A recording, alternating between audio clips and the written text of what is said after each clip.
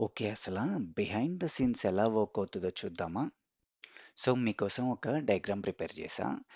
Left side మన shapes అరే ఉంది. షేప్స్ అరేని ఫర్ ఈచ్‌తో ఇటరేట్ అయినప్పుడు ఫస్ట్ ఎలిమెంట్ సర్కిల్ మన iterator ఫంక్షన్‌కొస్తది.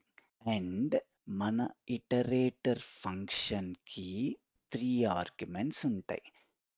First argument is always మీకు ఈ ఆర్డర్ కూడా ఇంపార్టెంట్. ఓకే. రాండమ్ ఆర్డర్ కాదు. గుర్తుపెట్టుకోండి. ఫస్ట్ ఆర్డర్‌లో ఎలిమెంట్ ఇట్‌సెల్ఫ్ ఏదైతే ఫస్ట్ ఎలిమెంట్ ఉందో అదొస్తది. అండ్ అరేలో ఫస్ట్ ఎలిమెంట్ ఇండెక్స్ వాల్యూ ఎంత? ఎప్పుడైనా సరే 0. 0 నుంచి స్టార్ట్ అవుతది. తెలుసు కదా! అండ్ ద హోల్ అరే ఇట్‌సెల్ఫ్ వస్తది థర్డ్ ఆర్గ్యుమెంట్ లాగా. ఓకే. ఇవన్నీ ఇటరేటర్ ఫంక్షన్‌కి వచ్చే ఆర్గ్యుమెంట్స్. మీ రిక్వైర్మెంట్ బట్టి ఏ ఆర్గ్యుమెంట్‌నైతే యాక్సెస్ చేసుకోవాలనుకుంటున్నారో, ఆ ఆర్గ్యుమెంట్స్‌ని ఈ ఆర్డర్‌లో మన ఇటరేటర్ ఫంక్షన్‌లో రాస్తే యాక్సెస్ అవుతది.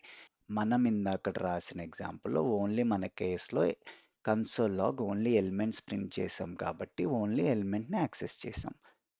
నెక్స్ట్ స్క్వేర్ వస్తది ఇటరేటర్‌లో.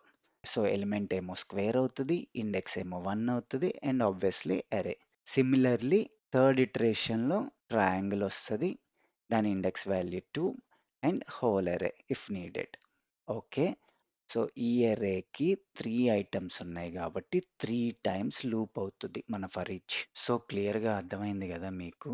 Every element is passed to our call back function one by one. And our callback function have 3 inbuilt arguments.